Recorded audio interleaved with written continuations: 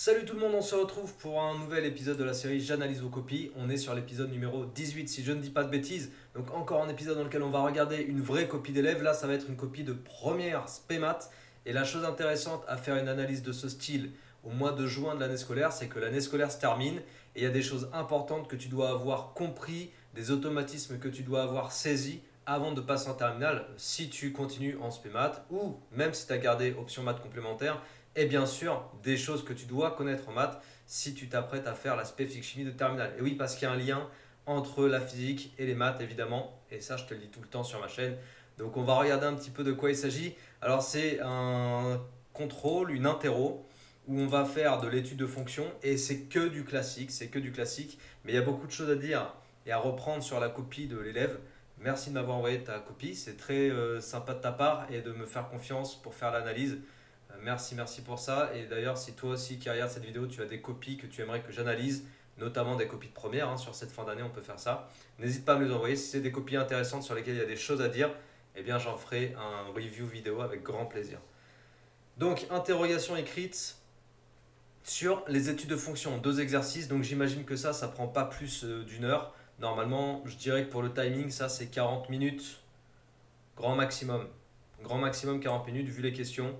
Donc si on passe en revue, là, on a un polynôme de degré 3. Tu vois, on analyse directement. Ok, je suis avec une fonction, c'est quoi? C'est un polynôme de degré 3. Un polynôme, c'est défini sur R tout entier. Tu vois, c'est ça, ça participe déjà aux automatismes. J'ai une fonction, je regarde tout de suite son ensemble de définitions. Je n'ai pas besoin qu'on me le dise en fait dans l'énoncé. Je peux avoir le réflexe et l'automatisme d'aller tout de suite me poser la question tout seul. C'est quoi l'ensemble de définitions? Est-ce que j'ai des valeurs interdites? Est-ce que j'ai un quotient? Est-ce que j'ai un produit? Est-ce que c'est une fonction que je connais? Là, c'est un polynôme de degré 3 encore une fois, donc c'est une fonction polynomiale. On a sa courbe représentative. On va nous demander le domaine de définition. Tu as vu, j'avais même pas lu en fait la première question. On nous demande justement le domaine de définition et il faut le justifier. On nous demande d'aller chercher la fonction dérivée, d'étudier le signe de la dérivée, de déduire le tableau de variation, de déterminer une équation de tangente et une petite étude de position relative. Donc là-dessus, les amis, c'est que du classique. Normalement, un exercice comme l'exercice 1, tu as tous les points ici. Allez, on va être gentil, on peut se permettre d'avoir un tout petit pouillème de points qui saute. Je ne sais pas pour quelle raison il sauterait, mais pourquoi pas, éventuellement. Mais là, on est censé avoir tous les points. Ok? Donc ce que je vais faire en premier lieu, déjà c'est trouver mon stylo. Ce que je vais faire en premier lieu, c'est que pour une fois, je vais fonctionner un peu différemment. On va prendre l'exercice, on va le corriger, parce que là c'est assez court, donc je peux me permettre de le faire. Et après, on va regarder la copie. Comme ça, on va comparer en fait ce qui ne va pas dans la copie. Ok? Donc si c'est bon, on y va. Alors, le domaine de définition, je ne vais pas faire des grosses rédactions, mais en gros c'est R tout entier, car f, fonction polynomiale. Et les polynômes sont définis sur R. Question numéro 2. Calculer l'expression f'. Donc f' de x, je fais directement le calcul de la dérivée. Et comme on part d'un polynôme de degré 3, on anticipe le fait d'avoir une dérivée de degré 2. Okay, on sait qu'on va tomber sur un polynôme de degré 2, sur un trinôme. Et après l'étude du signe du trinôme, ça passe par le discriminant, etc. éventuellement, voire une méthode plus courte si on peut factoriser directement, je ne sais pas, on va voir. Mais tout ça, en fait, on se projette en même temps qu'on le fait. On se dit, ok, je ne suis pas surpris de trouver un polynôme de degré 2 quand je dérive un polynôme de degré 3. Tu vois, tout ça, c'est des automatismes de base. Et quand je te dis tout à l'heure en introduction de la vidéo qu'il y a des choses que tu dois connecter en maths pour ensuite être à l'aise en physique-chimie, c'est parce qu'en terminale, en physique-chimie, si tu regardes cette vidéo et que tu te projettes sur la physique-chimie de terminale, ce qui va se passer, c'est qu'à un moment donné, tu vas faire des primitives. C'est le raisonnement inverse d'une dérivée. Et tu vas faire les primitives avant de les voir en maths. Mais le truc, c'est que les primitives, tu vas avoir besoin d'avoir ce raisonnement, de te dire, ok, j'ai une fonction affine, c'est quoi la fonction que j'ai à la base, donc la primitive, qui me donne quand je dérive une fonction affine? Bah, la primitive, c'est un polynôme de degré 2. Tu vois? On fait le raisonnement inverse. J'ai une constante, c'est quoi la primitive d'une constante? Bah, c'est une fonction affine. Pourquoi? Parce que quand je dérive une fonction affine, j'ai une constante. Et c'est ça en fait le truc. C'est que si tu arrives à faire le raisonnement dans un sens, si tu es à l'aise à le faire dans un sens en fin de première, c'est-à-dire ok, j'ai un polynôme de degré 3, quand je dérive, du coup j'ai un polynôme de degré 2, alors tu vas être plus à l'aise en terminale à le faire dans l'autre sens. J'ai un polynôme de degré 2, quand je primitive, ça me donne un polynôme de degré 3. T'as saisi le truc? C'est ça les automatismes dont je te parlais en intro de vidéo. Question numéro 3. Étudier le signe. Alors, le signe de f', j'ai un polynôme de degré 2. On va évidemment passer par la méthode du discriminant parce que je n'ai pas de factorisation évidente. Le discriminant en b carré moins 4ac, il ne faut pas se tromper là-dessus. Donc 4 moins 4 fois 3 fois moins 1. Donc ça nous fait du 4 plus 12, donc 16 si je ne dis pas de bêtises. On va avoir deux racines. On va avoir deux racines x1, x2. Donc x1 moins b moins racine de delta, donc moins 2, moins 4, le tout sur 6 de a. Donc ça me fait moins 6 sur 6, ça me fait moins 1. Et x2, ça nous fait du moins 2 plus 4 sur 6. Donc 4 moins 2, 2, 2 sur 6, 1 tiers. Évidemment, on donne des fractions réduites, irréductibles. Et on écrit bien sûr des fractions et pas des valeurs approchées. Alors, petite parenthèse, je vais vérifier en même temps que je te le dis. Mais petite parenthèse, tu as une calculatrice à disposition. Tu peux avoir Numwork, TI, ce que tu veux, on s'en fout. Le truc, c'est qu'il faut que tu saches utiliser ta calculatrice. Pourquoi je te dis ça? Parce que il y a plein de choses que tu peux vérifier à l'aide de la calculatrice en maths, sur les études de fonctions, notamment sur les résolutions d'équations du second degré. Et ce que moi je constate avec mes élèves, c'est qu'il y a plein d'élèves qui ne savent pas utiliser leur calculatrice, y compris en terminale. Tu vois, des fois je suis avec des élèves, je leur dis bah tiens, ça tu peux faire ci, ça tu peux faire ça. En coaching, ça arrive très très souvent. Je leur montre des astuces à la calculette et là, l'élève, waouh, mais je savais même pas qu'on peut faire ça. Mais mec, t'es en terminale. Pourquoi tu ne savais pas en fait? Tu as une calculatrice, tu as un outil et en fait toi tu utilises que pour faire des additions, soustractions. C'est bizarre. Tu peux faire plein de choses avec ta calculatrice, même quand elle est en mode examen, et il ne faut pas hésiter à s'en servir parce que tu peux anticiper tes résultats. Donc là, effectivement, les racines, c'est moins 1 et 1 tiers. Je peux le vérifier parce que en situation d'examen, en situation d'interro, en situation de contrôle, je ne suis pas à l'abri d'une erreur d'inattention. Donc, je vérifie, voire même j'anticipe. C'est-à-dire que je tape le calcul d'abord à la calculatrice, je fais la résolution de l'équation à la calculatrice, et ensuite, je le fais à la main. Comme ça, je sais d'avance les réponses que je dois trouver. Bon, on déduit le tableau de signes et de variations. Donc le signe d'un polynôme du second degré est signe de A sauf entre les racines. Bien sûr, mon tableau, je le construis, je fais d'abord tout le squelette, ça c'est ma méthode que je suis tout le temps. J'aime pas remplir un tableau sans qu'il soit construit intégralement. Et quand j'ai des élèves, pareil, qui font ce genre de truc, je leur dis non, fais pas ça parce que je préfère avoir le squelette complet et après le tableau, on le remplit au fur et à mesure. Donc là, par exemple, j'ai le squelette que je vais compléter en mettant les petits zéros ici, qui signifie que la fonction f' s'annule en moins 1 et en 1 tiers.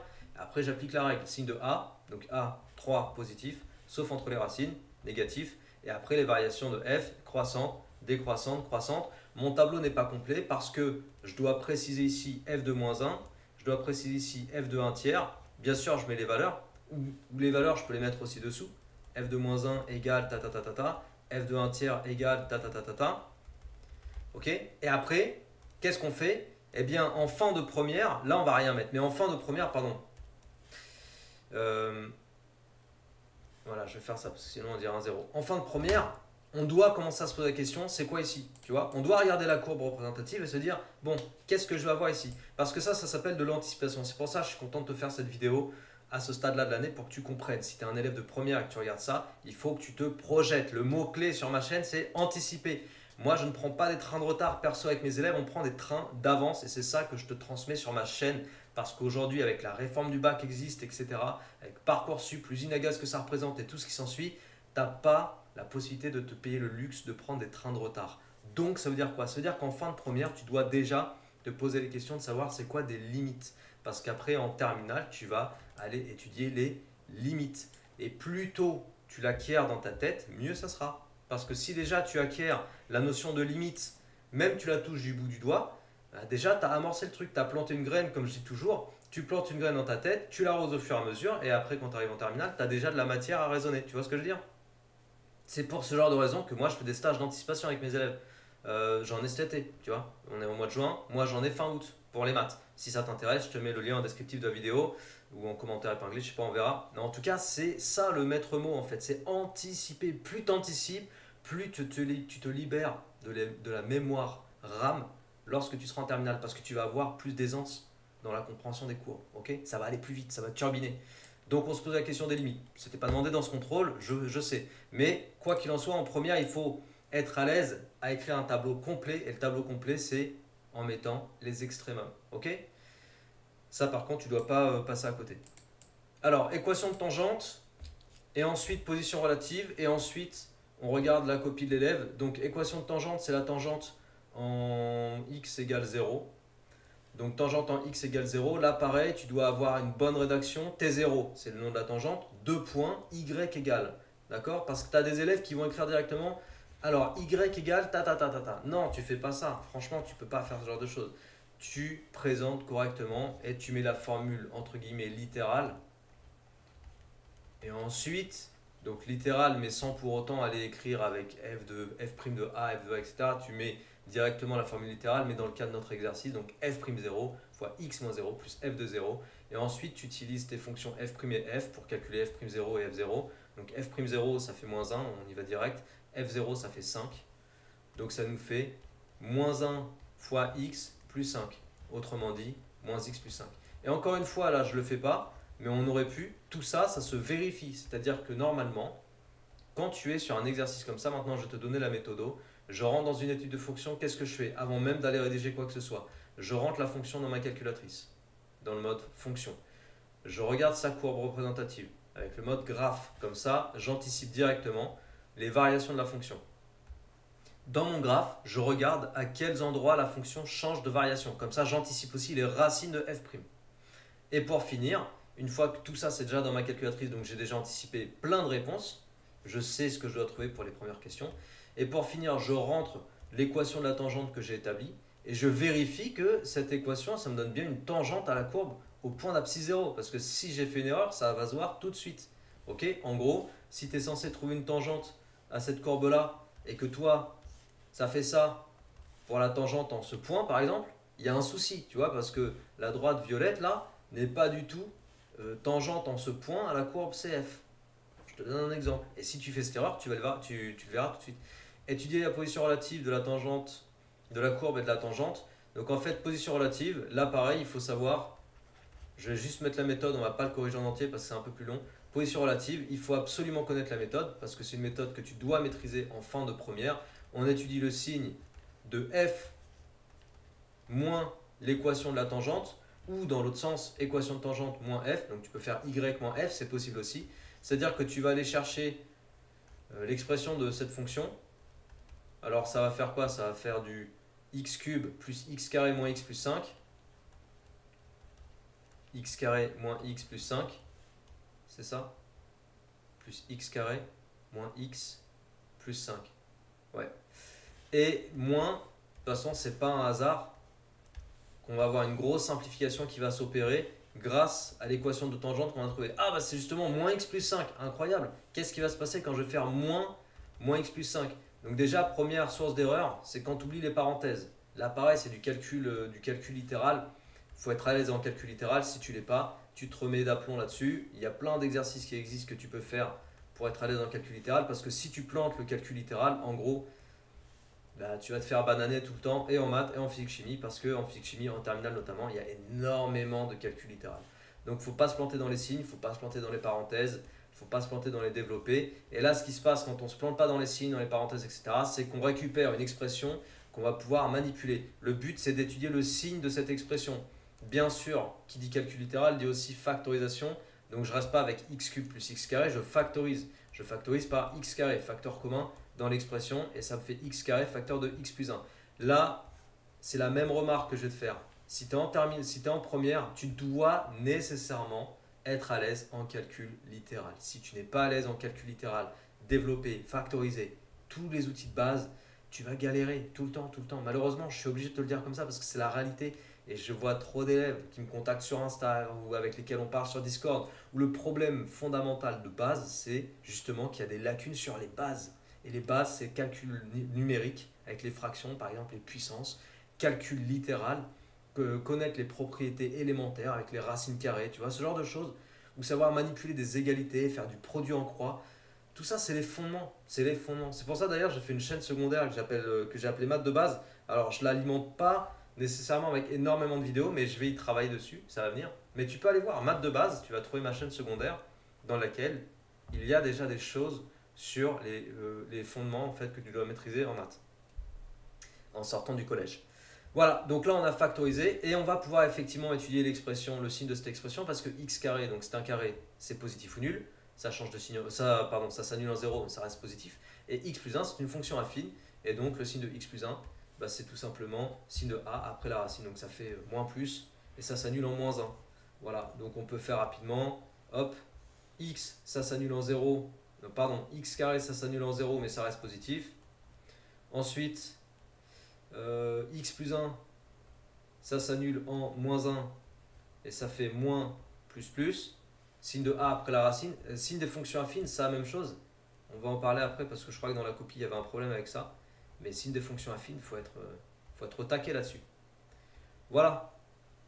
Et ça te donne le signe de l'expression x carré facteur de x plus 1. Autrement dit, f de x moins y. Donc tu as le signe et avec ça tu vas pouvoir dire sur l'intervalle moins l'infini moins 1, c'est négatif, donc CF est en dessous de la tangente. Et sur l'intervalle moins 1 plus l'infini, c'est positif, donc CF est au-dessus de la tangente. En 0, ça fait 0.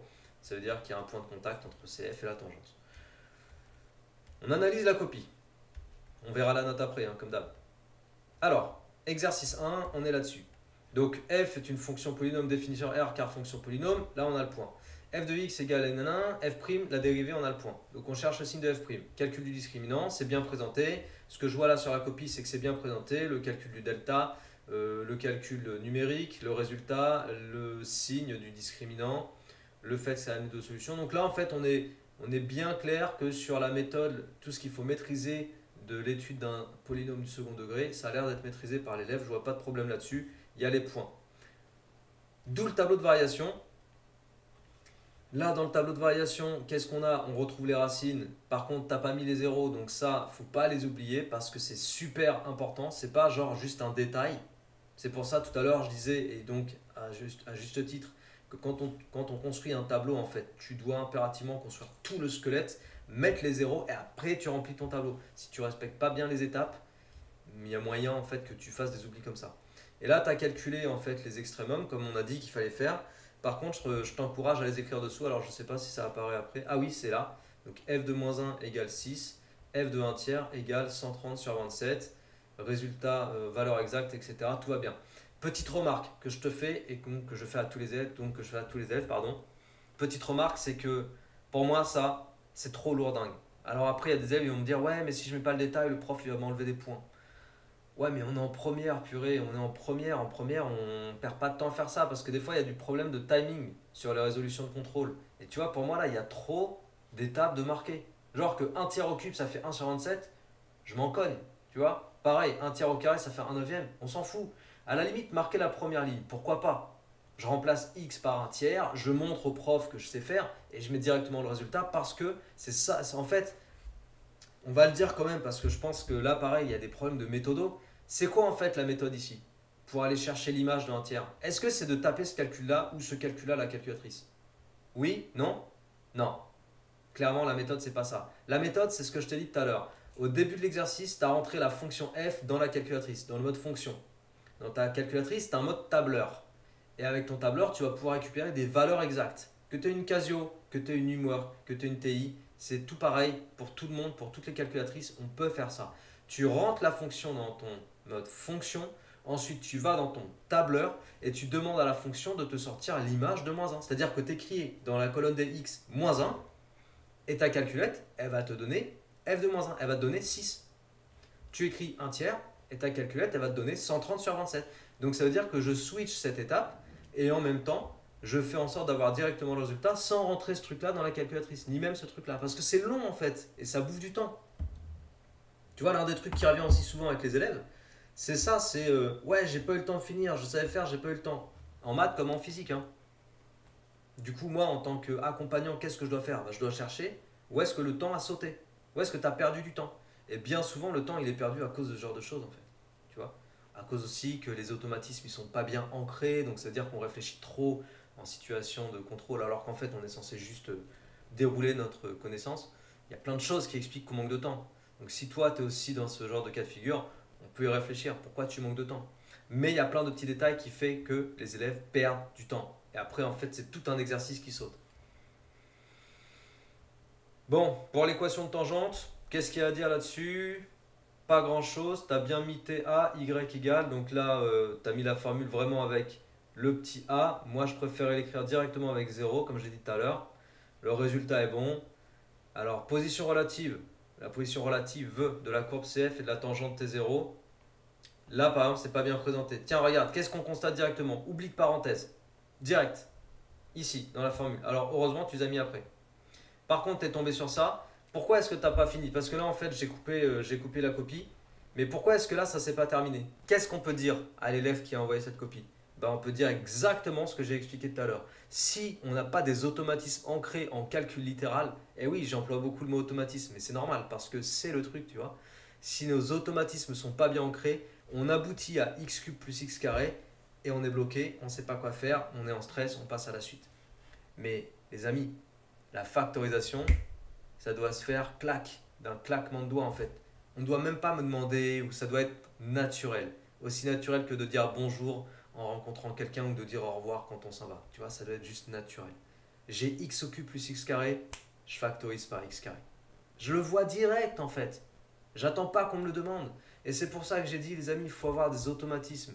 Il faut être bien à l'aise avec ça. Plus tu as d'automatismes, plus tu vas être à l'aise sur le fait d'avancer tranquillement avec fluidité. Et ça va te faciliter ta compréhension des maths et de la physique-chimie, en terminale surtout. Parce que là, moi, je m'adresse à toi en considérant que tu vas poursuivre soit les maths, soit la physique-chimie.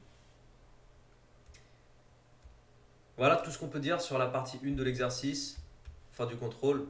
On va regarder le nombre de points que tu as eu. Non, ça c'est ta note. Hop, tu as eu 7,5. Tu as eu 7,5 sur 10. Donc là, en fait, tu aurais pu facilement choper ton 10 sur 10. Tout à l'heure, j'ai dit on peut se permettre d'avoir un pouillème de points en moins. Donc sur un exo comme ça, je peux comprendre qu'on est 9,5 sur 10. Pourquoi pas? Mais en vérité, moi, mes élèves, je les pousse à avoir 10 sur 10 sur un exo comme ça. Ok? Il faut avoir les points ici. Parce que là, en fait, tu as 10 sur 10, tu as la moyenne. Bon, petite pause avant d'aller attaquer l'exercice 2, parce que j'ai oublié de te le dire en préambule, mais on va y penser maintenant. Si tu trouves ce contenu utile sur ma chaîne YouTube, alors je compte sur toi pour t'abonner à cette chaîne. Pourquoi? Parce que nous autres créateurs de contenu, on a besoin de ce soutien, on a besoin de visibilité, c'est très important. Tu as vu, YouTube, c'est immense, c'est énorme, il y a tellement de choses sur YouTube. Et ce dont on a besoin, c'est d'avoir des gens qui appuient, qui suivent, qui transmettent le travail qu'on fait. Donc merci d'avance à toi de t'abonner, de transmettre mon travail. Si tu trouves que le contenu de ces vidéos est utile, alors c'est à toi de faire ce qu'il faut pour pouvoir transmettre et je compte sur toi. Merci d'avance. Un petit pouce, un petit clic, s'abonner et un petit commentaire. Ça fait toujours plaisir. Et en plus, je lis toujours les commentaires et je réponds à pas mal de commentaires. Donc vraiment, voilà. J'essaie d'être très très au fait de ce qui se passe dans la communauté sur YouTube. Donc merci d'avance à toi. Tu peux aussi me rejoindre sur Insta. Tu peux aussi rejoindre sur mon serveur Discord. Il y a beaucoup de choses pour qu'on reste en contact. Ça fera toujours plaisir aussi. Un petit mot sur Insta, j'aime beaucoup recevoir ça. Merci d'avance à toi. Je te dis à très bientôt si c'est le cas. Et on continue sur l'exercice 2. Donc exercice 2, on va retourner voir le sujet. Exercice 2, on est ici. Hop. Ce qu'on va faire, c'est qu'on va prendre l'énoncé. On va se mettre l'énoncé ici. Et on y va. Donc l'exercice 2, c'est une autre étude de fonction, tu as vu? Mais là, on a un quotient. Donc cette fois-ci, il se peut qu'on ait des valeurs interdites, donc un problème de définition. Et on se doute qu'on va nous poser la question dès le début. Effectivement, tu regardes la question 1. Là, maintenant qu'on a vu ça dans l'exercice 1, on se dit, ok, on va faire pareil avec l'exercice 2. Et tu as vu, exercice question 1, c'est directement justifier le domaine de définition. Justifier que le domaine de définition, c'est R. Alors, quand tu es avec une fonction comme ça, c'est un quotient. Qu'est-ce qu'on t'apprend sur les quotients dont le dénominateur dépend de x? Le dénominateur contient une variable. Là, la variable, c'est x, la variable de la fonction. Ce qu'on t'apprend, c'est que tu dois absolument vérifier si le dénominateur s'annule ou pas. D'accord? Est-ce que le dénominateur peut s'annuler? Autrement dit, pour la question 1, est-ce que x carré moins x plus 1 égale 0 a des solutions, oui ou non? C'est ça la question. Donc je vais résoudre cette équation. Avec quelle méthode? Le discriminant. Le discriminant toujours, parce que c'est un polynôme du second degré. Donc équation second degré égale 0. Je sors le delta, je regarde en fonction du résultat s'il y a des solutions ou pas. Donc là, b au carré, ça va me faire 1. Moins 4 fois 1 fois 1, donc moins 4, ça nous fait moins 3. C'est négatif, pas de solution. Donc le dénominateur ne s'annule pas. Pas de solution.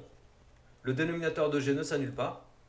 Donc si le dénominateur de g ne s'annule pas, ça veut dire que g est défini sur R. Voilà comment je justifie. Ok? Ça doit être naturel, ça doit être simple, on doit être souple là-dessus. Mais ça vient d'une bonne compréhension de tout ce qui est domaine de définition, problème de valeur interdite, résoudre un polynôme du second degré, etc. etc. Calculer la dérivée. Donc là, pareil, j'ai une fonction quotient, donc forme U sur V.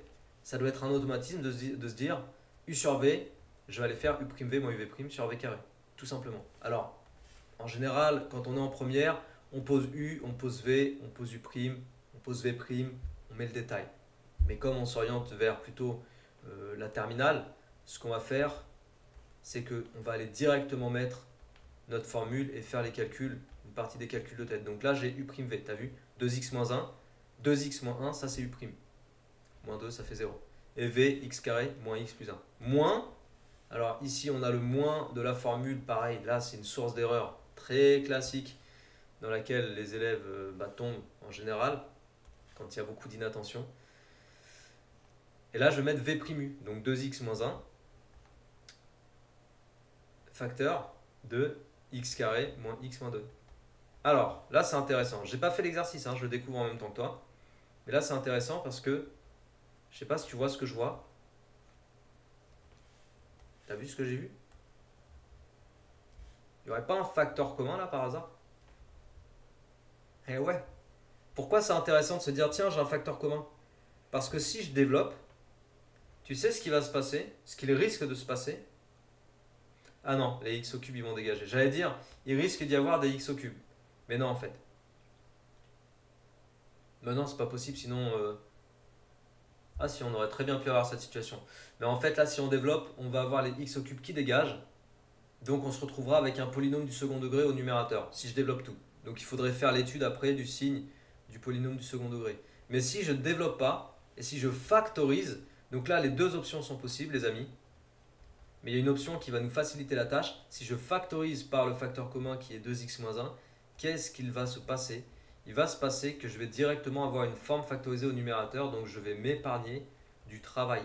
Alors attention, il y a le moins ici. Tu as vu? Le moins qui est un moins 1, facteur moins 1, que je développe directement sur cette parenthèse. Donc ça me fait moins 1 fois x carré moins x carré, moins 1 fois moins x plus x, moins 1 fois moins 2 plus 2.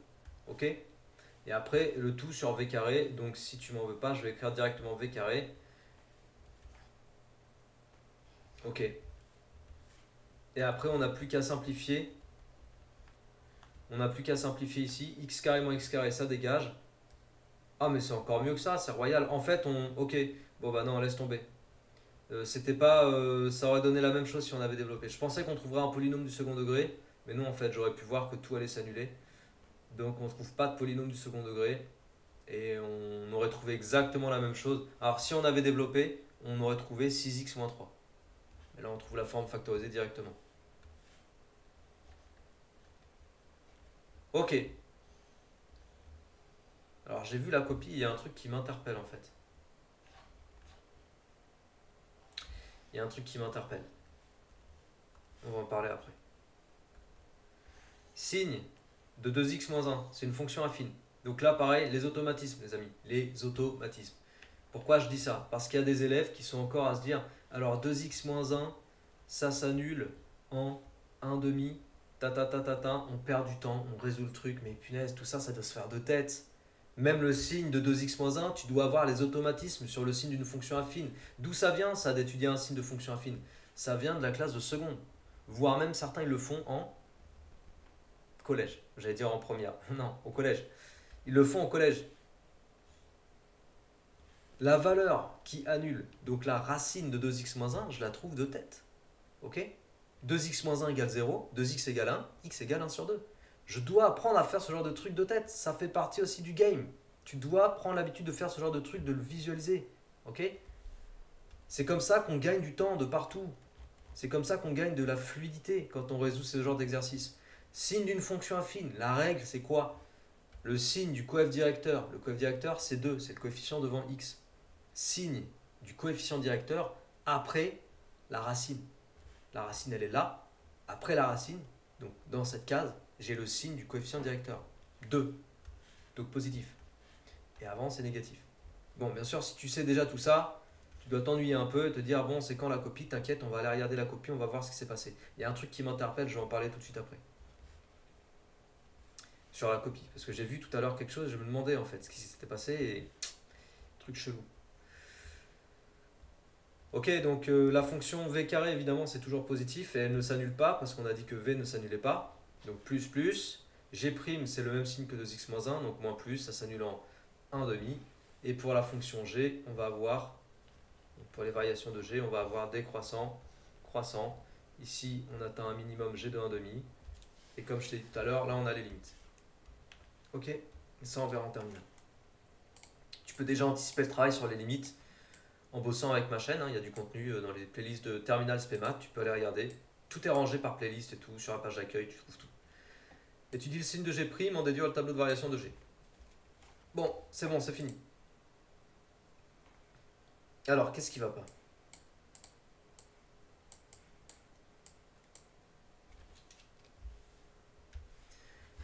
G de x égale est défini sur R. Car pour que le dénominateur soit égal à 0, il faut que x carré soit égal à moins 1, et ce n'est pas possible. Non. Ça, c'est faux, parce que x carré moins x plus 1 égale 0, si tu voulais isoler x carré pour trouver en fait une aberration, genre un truc absurde, eh bien, tu aurais x carré égale x moins 1. Ok? Toi, là, tu as juste tège le x, il a disparu. Entre là et là, il s'est évaporé. Et donc, le raisonnement ne tient pas. Et même si j'isole x carré et que je tiens ce raisonnement-là qui, lui, est correct, après, je fais quoi? Donc non, en fait, là, l'automatisme n'est pas là. Là, l'automatisme n'est pas là. C'est-à-dire que x carré moins x plus 1, la question que tu devrais te poser dans ta tête, c'est est-ce que ça peut être égal à 0? Oui, non. Ok? X carré moins x plus 1, est-ce que ça peut être égal à 0? Voilà, petit point d'interrogation, comme faisait un de mes profs que j'appréciais beaucoup à l'INSA en première et deuxième année. Il mettait des petits points d'interrogation sur les égalités quand on ne savait pas si ça a été vrai ou pas, cette égalité. Donc, est-ce que cette égalité est vraie ou est possible ou pas? La méthode qu'on acquiert en première, c'est discriminant, signe du discriminant, positif, négatif ou nul. Et en fonction de ça, je sais si pas de solution, une solution ou deux solutions. C'est ça l'automatisme. D'accord? Donc là, l'automatisme, il n'y est pas. Et c'est pour ça que tu n'as pas le point sur la question 1. Bon, oui, tu as vu direct la note sur l'exercice 2. On est à 1 sur 10. Donc clairement, la note finale ne sera pas fameuse. Qu'est-ce qu'on a ensuite? Alors, je parle beaucoup d'anticiper, développer les automatismes, etc. Pour les élèves qui sont en train de terminer la première et qui vont avoir l'aspect physique-chimie en terminale, pour tous les élèves qui m'écoutent dire ça, pareil, il faut absolument anticiper. Moi, je te propose une masterclass pendant l'été, en plus de t'équiper avec toutes mes vidéos exclusives, etc., qui ne sont pas sur YouTube. Je te propose ça, je te mets le lien en descriptif. C'est une classe de malade pour réellement anticiper la physique-chimie terminale. Et là, la physique-chimie terminale, c'est un autre enjeu que les maths, hein. C'est pas la même chose, on n'est pas sur les mêmes difficultés. Si c'est quelque chose qui peut t'intéresser, il me reste encore quelques places. On est au mois de juin, début juin, il me reste 10 places. Ok, j'ai encore 10 places, le petit groupe il est déjà super bien. Il reste encore 10 places. Si tu veux t'inscrire, rendez-vous sur mon site internet. Et je crois même qu'il reste 8 places, pas 10. Rendez-vous sur le site internet, tu as toutes les informations. Tu peux me contacter si tu as des questions. Pareil, hein, sur Insta, par email, etc. Mais là, la physique-chimie, il faut vraiment anticiper de ouf. Alors, pour la suite de l'exercice, là, il y a un truc de malade qui ressort en fait. C'est que tu es parti avec l'analyse que tu avais bien une forme U sur V, tu vois. En fait, tu as tout barré. Bon, il y avait une erreur ici parce que t'as bien dérivé U', V'. En plus, tu avais trouvé 2x-1 pour U' et pour V'. Et après, je sais pas, ça a merdé dans le truc U', V moins UV'. Je sais pas ce que tu as fait en fait. Là, tu as mis... Ah, mais ok, d'accord. C'est bon, je commence à comprendre. J'avais pas posé le truc quand j'ai regardé. En fait, tu as fait une erreur. Au lieu d'écrire, tu as écrit U', V moins UV' sur V carré, mais au lieu de faire UV', là, tu as fait U fois V. Et cette petite erreur, qui est une erreur d'inattention, de stress, de je sais pas quoi, qui est peut-être même liée au manque de temps. Et on parlait du temps tout à l'heure.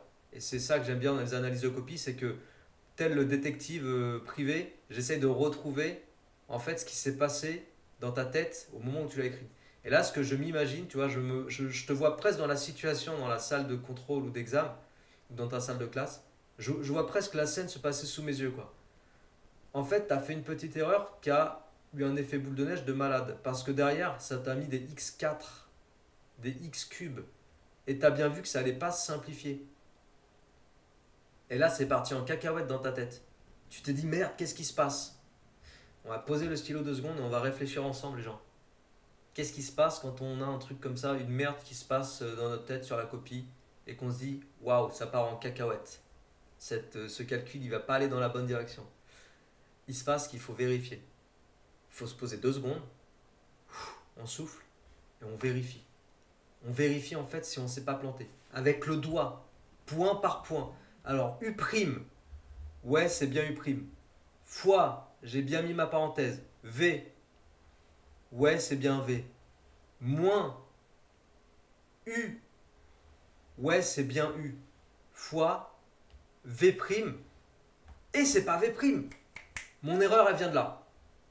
Et en fait, quand je te dis avec le doigt et on regarde point par point et tout, c'est parce que moi-même, j'ai fait ça. Tu vois, moi-même, j'ai fait ça quand j'étais en terminale. J'avais des très bonnes notes, mais parce que je faisais ça. C'est pas parce que j'avais zéro erreur d'inattention. J'avais des trucs qui ressortaient sur mes copies qui avaient rapport avec de l'inattention. Mais je les corrigeais au fur et à mesure du contrôle. Comment? Bien sûr, il faut aller vite. Bien sûr, il faut avoir de la méthodo. Et bien sûr, il faut avoir cette aptitude de se vérifier régulièrement. Je dis un truc, j'écris un truc, je vérifie ce truc. Après, je passe à la suite. Je dis un truc, j'écris un truc, je vérifie ce truc. Après, je passe à la suite. C'est-à-dire, au fur et à mesure, tu vérifies que tu es bien dans le vrai, dans ce que tu dis et dans ce que tu racontes à l'écrit. Sinon, il se passe ce qui se passe ici. Alors, la prof, elle est sympa, elle t'a donné un point, ou le prof. Ça, c'est cool, parce que normalement, tu n'aurais pas dû l'avoir. T'as barré, t'as barré. Et en plus, la formule que tu écris ici, elle est fausse. Il t'a donné le point pour ça. Et après, en fait, ce qui s'est passé de bizarre, mais bon, maintenant, je comprends mieux pourquoi le 2x-1 est ressorti. C'est qu'en fait, il y avait 2x-1 ici, qui sort de nulle part, littéralement, pour moi.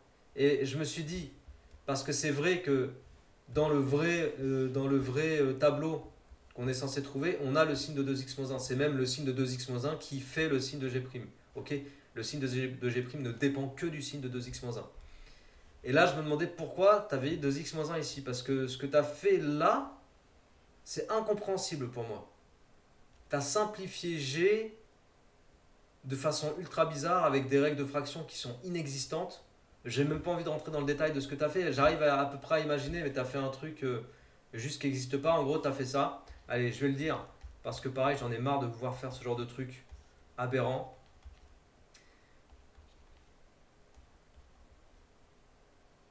Ouais, je sais même pas en fait si tu as fait ça. Non, vraiment en fait, je sais pas ce que tu as fait. Non, je sais pas ce que tu as fait. Je sais pas pourquoi tu as marqué ça. J'allais dire peut-être t'as simplifié comme ça, parce qu'il y a des trucs aberrants comme ça que je vois sur des copies, genre j'ai x carré en haut et en bas, je simplifie. J'ai x en haut et en bas, je simplifie. Si dans ta tête tu es ce genre d'élève à avoir ce genre de raisonnement, je vais juste te le dire simplement. Remets-toi au clair sur le calcul littéral de base en maths. Tout ce qui a rapport aux fractions en fait. Ok? Parce que ça en fait, si tu es tenté de faire ce genre de choses, il y a un souci. Il y a un gros souci. Et si tu comptes aller en terminale spé physique chimie, tu vas avoir des grosses difficultés dans le calcul littéral en terminale spé physique chimie à cause de ce genre de trucs. J'allais dire un gros mot. Donc voilà, tu as trouvé 2x-1, je sais pas comment. Et en fait, je me disais peut-être qu'en fait, tu as pompé ça sur une autre copie. Parce que tu as vu quelqu'un qui était en train d'écrire 2x-1 dans le tableau et tu t'es dit il faut trouver 2x-1. Si c'est le cas, peut-être j'ai tort. Hein. Mais c'est trop bizarre d'avoir un 2x-1 qui sort ici et qui n'est pas du tout connecté à ce que tu as au-dessus. Mais pas du tout. Et si tu as pompé ça sur la copie d'à côté, attention. Attention les gens. C'est vraiment pas le genre de direction dans laquelle je vous encourage d'aller. On pompe rien à côté. Donc là, ce que je disais tout à l'heure, quand on a le signe de 2x-1, on n'a pas besoin d'avoir des phrases, c'est une fonction affine, ta ta ta. Non, on s'en fout de ça. En fait, au sens, on n'est pas là pour parler de ça, on est en première, on passe en terminale. Signe de 2x-1, je le fais d'un coup, clac, dans mon tableau. Je trouve la valeur qui annule, je mets le signe avec la règle des signes, terminé. On n'est pas en train d'évaluer ça.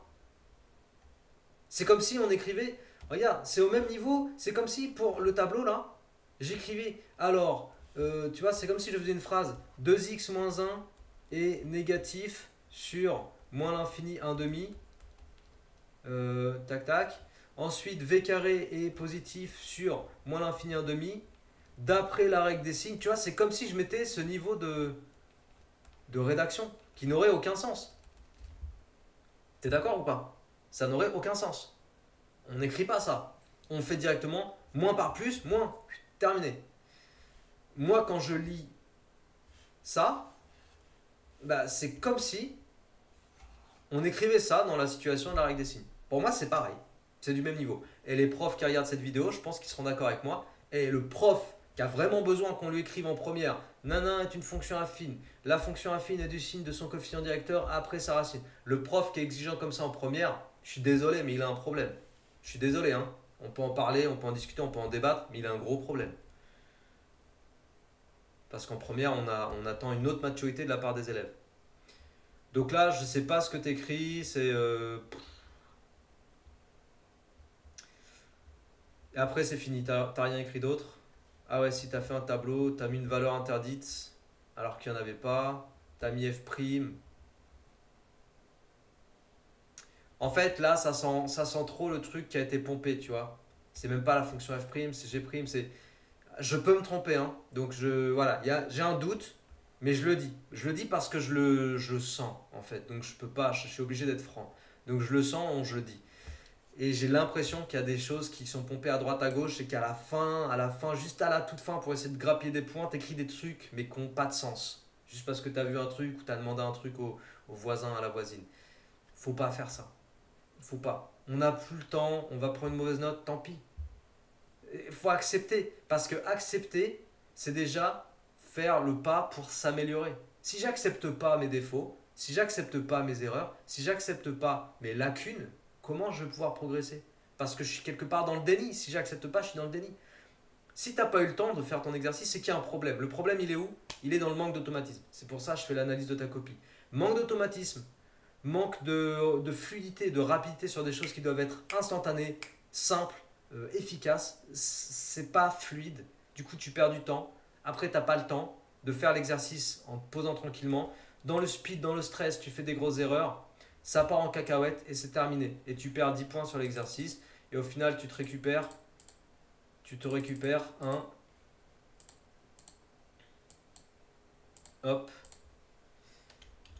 8,5 sur 20. Et tu comprends pas parce que c'est pour ça que tu m'as contacté sur Insta et que tu m'as posé la question de ta note. Mais ça vient, les gens, de plein de choses. Quand on se plante comme ça, et ça vient notamment des automatismes, ça vient notamment des lacunes, ça vient notamment du manque de maturité, tu vois, j'ai envie de dire de la maturité. Pour moi, c'est pas maturité au sens il est grand dans sa tête ou petit dans sa tête, hein, c'est pas ça. C'est la maturité au niveau académique, tu vois. C'est est-ce que je suis en terminale, est-ce que je suis encore à faire du calcul comme ça sur ma feuille? Un élève en terminale qui fait encore ça, par exemple, pour moi, il n'est pas encore mature mathématiquement parlant. Parce qu'il croit encore qu'on attend ça de lui. En terminale, on va attendre de toi d'autres choses, d'autres raisonnements. On va attendre d'autres justifications qu'on veut voir, mais pas celle-là. En terminale, on s'en fout. Et en première, pareil. Parce que la première, tu te prépares à aller en terminale, tu vois. On mûrit petit à petit. Déjà, un élève de seconde qui écrit ça, moi, je trouve ça pas normal. Je trouve pas ça normal. Ok? Un élève qui m'écrit ça, 0 au cube, plus 0 au carré, moins 0 plus 1, je trouve pas ça normal, les amis. Et je le vois effectivement sur des copies d'élèves, je trouve pas ça normal. Et je peux te dire, hein, des élèves que j'accompagne, parce que je brasse quand même suffisamment de profils différents, et en particulier des élèves de haut niveau. Parce que c'est comme ça, les gens qui me contactent via ma chaîne pour faire du coaching privé, de l'accompagnement intensif sur l'année scolaire, c'est souvent des gens en terminale qui ont des projets d'études bien costauds. Des élèves de première aussi qui s'y prennent à l'avance, c'est le cas aussi. Donc ce que je vois et ce que je peux analyser, c'est que chez ces élèves-là, tu as cette maturité dont je te parle. Et les notes suivent. Ok? C'est pas parce que tu n'écris pas ça sur ta copie que le prof il te sanctionne. Non. Parce qu'en terminale, tu vas avoir besoin, encore une fois, d'un autre niveau de rigueur, de précision, de détail de ton raisonnement. Mais pas celui-là. Ok? Donc il faut mûrir. Il faut mûrir, il faut acquérir les vrais automatismes sur les fractions, le calcul littéral. Je me répète, hein, mais il faut que je te le dise. Il faut anticiper, il faut travailler beaucoup, il faut faire beaucoup d'exercices. Ça, c'est la base de la méthode. Et il faut être vraiment dans l'envie de comprendre, de progresser, d'augmenter son niveau. Si tu fais les maths, que tu approches les maths ou la physique-chimie juste avec l'envie d'aller réviser ton contrôle pour essayer d'avoir une bonne note, pour essayer d'avoir un bon dossier pour Parcoursup, c'est pas suffisant. Il faut que tu y mettes du cœur. On n'est pas en train de réciter une poésie là. Ok? Que ce soit bien écrit et tout, parce que là sur la forme, je vais te le dire, c'est bien écrit. Mais que ce soit bien écrit, bien souligné, tout ça, pour moi, ça c'est secondaire. Le prioritaire, c'est comprendre le fond des choses en maths. En physique-chimie, c'est pareil, bien sûr, même combat. Ok? Voilà, allez, l'analyse, elle a été un petit peu plus longue que d'habitude, mais j'avais envie de corriger aussi en même temps les petits exercices parce que c'est important de maîtriser ça en fin de première. J'espère que cette vidéo t'a plu. Si c'est le cas, partage, diffuse, n'oublie pas de t'abonner à cette chaîne. Si le contenu que je te propose, que je te prépare pour l'été avant de rentrer en terminale t'intéresse, mon stage Booster SPC ou Booster Math, bah, va voir sur mon site internet, tu as tous les détails. Et si tu as des questions supplémentaires, n'hésite pas à me contacter. Je me ferai un plaisir de répondre à tes questions. Sur ce, travaille bien, reste bien discipliné, reste bien motivé et je te dis à très bientôt. Ciao!